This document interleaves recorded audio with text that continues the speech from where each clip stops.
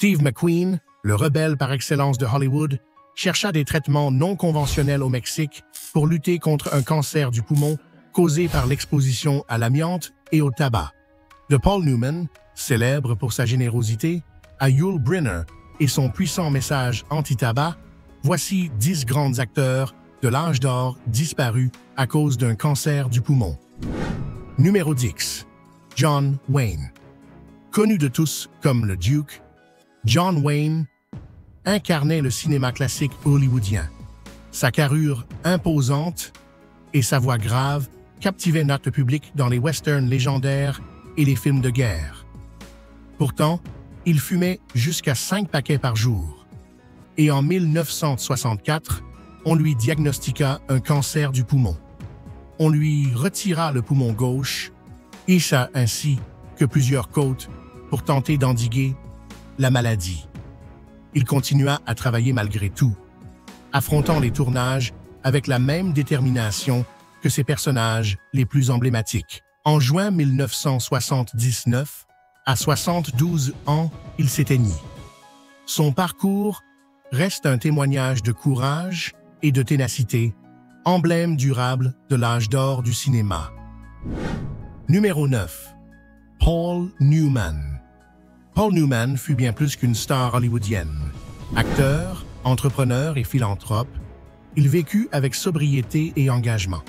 Il enchanta le public dans des films comme Luke la main froide ou Butch Cassidy et le Kid, mais derrière ce charme se cachait une longue addiction à la cigarette.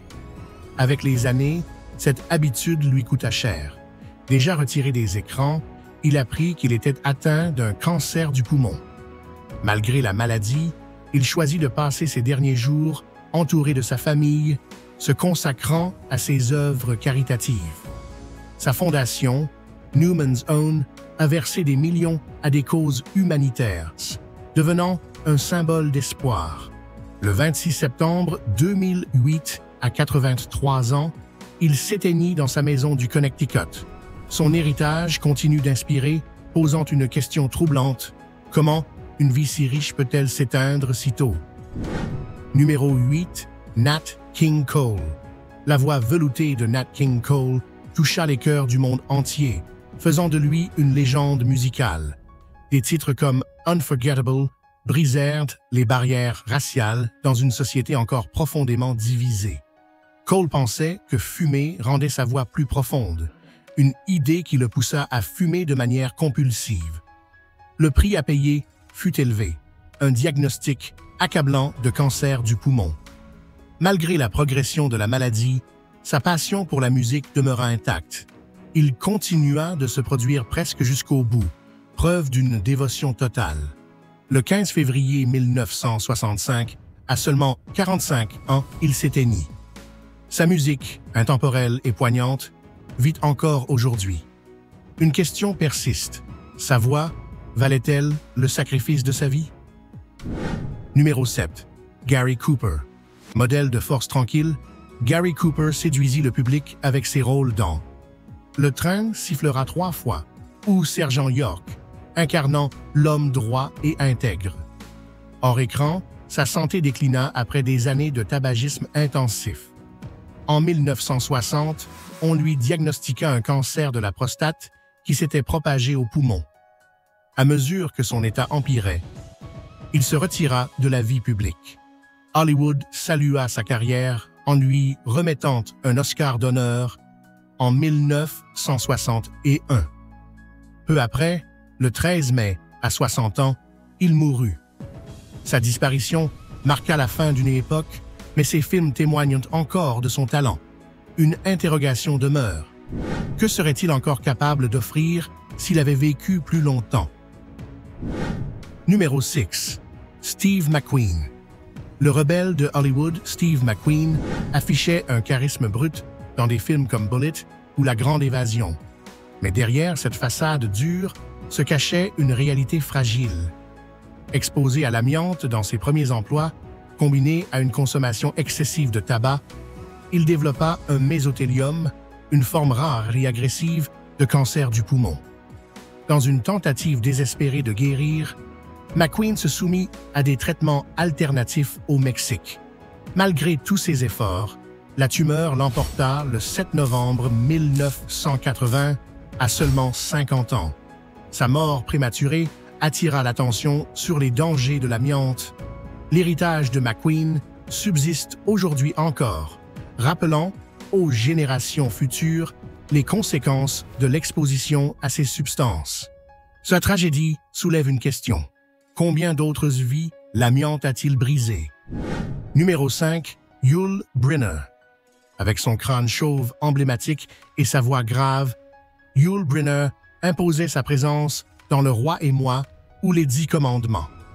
Son addiction au tabac était bien connue et finit par provoquer un cancer du poumon. Homme d'action, il transforma sa souffrance en message d'avertissement. Peu avant de mourir, il enregistra un spot poignant exhortant chacun à arrêter de fumer. Son honnêteté et sa détermination marquèrent les esprits. Le 10 octobre 1985, à 65 ans, il décéda. Son message reste un puissant rappel des dangers du tabagisme, encore diffusé aujourd'hui. Son œuvre inspire toujours de nouvelles générations. Mais son message soulève une interrogation essentielle. Saurons-nous l'écouter? Numéro 4. Clark Gable. L'icône de haut-tente en emporte le vent, Clark Gable était l'idole d'une génération. Son sourire irrésistible et son charme inégalé illuminaient chaque scène. Toutefois, derrière ce charisme se cachait une vie rongée par le tabac. Avec le temps, ses habitudes nuisibles commencèrent à affecter sa santé, perceptible lors du tournage de Les Désaxés. Gable poursuivit son travail avec son professionnalisme habituel, mais les effets de la maladie se firent rapidement sentir. Peu après, le 16 novembre 1960, à 59 ans, Gable succomba à des complications liées à un cancer du poumon. Sa mort choqua le monde et mit fin au règne du roi d'Hollywood. Pourtant, ses films continuent d'entretenir sa mémoire, inspirant les spectateurs d'aujourd'hui. On se demande encore, quel trésor aurait-il pu offrir de plus? Numéro 3, Desi Arnaz. Le tendre Ricky Ricardo de I Love Lucy, Desi Arnaz fut un pionnier de la télévision. En tant que co-créateur de cette série culte, Arnaz redéfinit le divertissement. Grâce à son humour et son charisme, il transforma le petit écran en un outil capable de toucher des millions de foyers. Néanmoins, sa vie privée portait les marques d'une longue dépendance au tabac, une addiction qui allait lui coûter cher. Durant ces dernières années, Arnaz lutta contre un cancer du poumon qui l'affaiblit peu à peu.